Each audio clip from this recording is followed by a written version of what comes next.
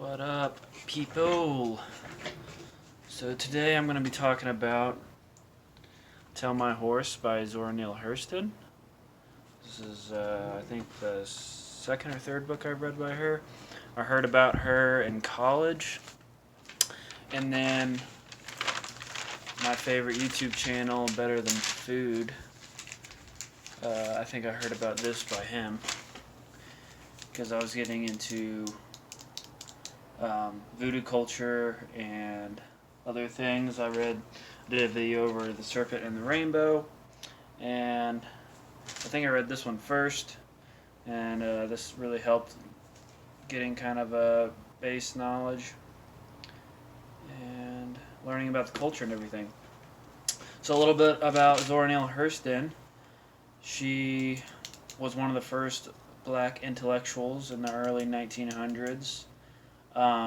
It wasn't until around the 1950s during the Harlem Renaissance when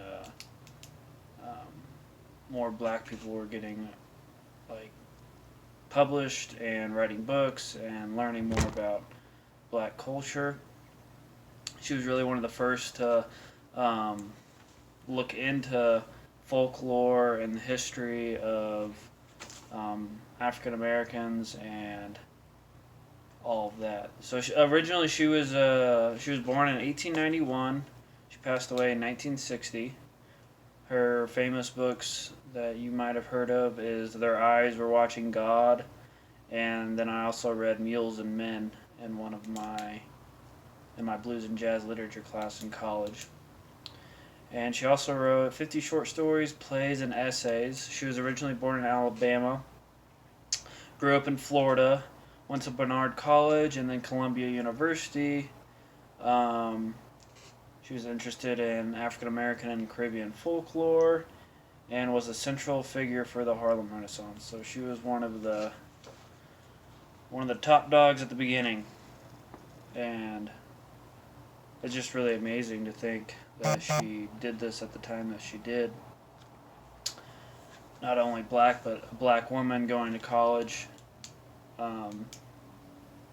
And becoming an expert. A lot of people didn't look up to that.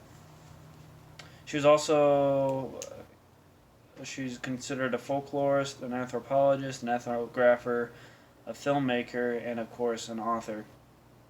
This book is around 260 pages. I gave it a 4 out of 5 stars. I really enjoyed it.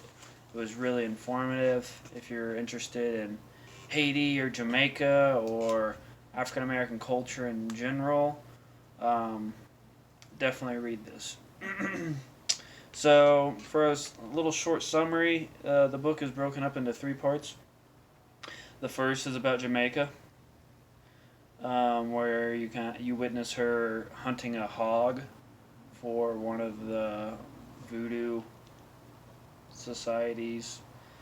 And part 2 is the politics and personality of Haiti, and then part 3 is voodoo in Haiti. So I really enjoyed the third part the most because that's why I was reading it, was learning more about voodoo, and she dives really deep into the history of Jamaica and of Haiti in the first 2 parts, which I did enjoy, and it was interesting learning, but it wasn't necessarily why I was reading the book.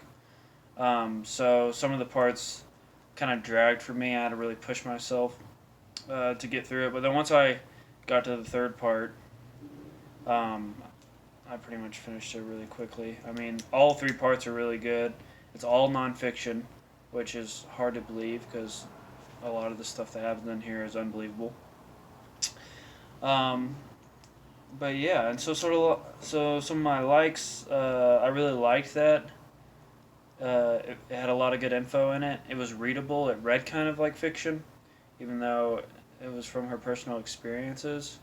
She goes to Haiti. She goes to Jamaica. She ends up becoming friends with people in the society. She's able to watch and record, like not like record audio or film or anything, but record writing like her experiences of these rituals and of these people and just like what it's really like there and how influential voodoo is in Haiti and Jamaica. I mean, it's like Christianity here, but everything's intertwined, the government and the religion, like here. So, and then yeah, my only really dislike is I found myself dragging a little bit. I really had to push through. There was a lot of information in here in a short amount of time. But but yeah. So I'm gonna read you two quotes. Page 43.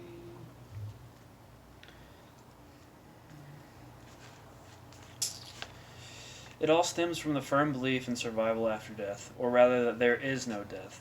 Activities are merely changed from one condition to another. One old man smoking jackass rope tobacco said to me in explanation, "One day you will see a man walking the road. The next day you come to his yard and find him dead. Him don't walk, him don't talk again. He is still and silent and does none of the things that he used to do. But you looked upon him and you see that he has all the parts that the living has. Why is it that he cannot do what the living do? It is because the thing that gave him power to these parts is no longer there. That is the duppy, and that is the most important part of the man, of any man. Everybody has evil in them, and when a man is alive, the heart and the brain controls him, and he will not abandon himself to many evil things. But when the duppy leaves the body, it no longer has anything to restrain it, and it will do more terrible things than any man ever dreamed of. It is not good for a duppy to stay among living folk. The duppy is much too powerful and is apt to hurt people all the time. So we make 9 night to force the duppy to stay in his grave."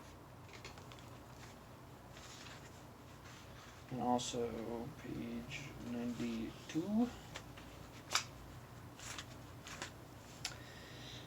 As someone in America said of whiskey, voodoo has more enemies in public and more friends in private than anything else in Haiti.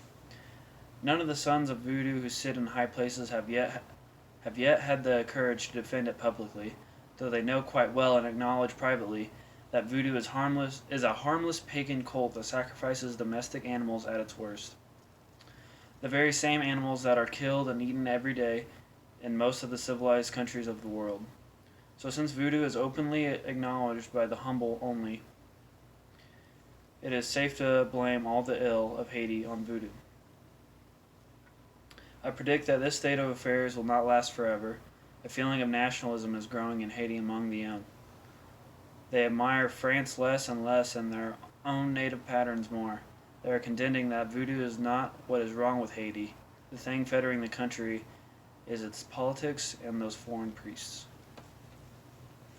So if you're interested in really like the beginning of black folklore research or black culture in general, going from Africa to Haiti and Jamaica, and then eventually to New Orleans, then I definitely uh,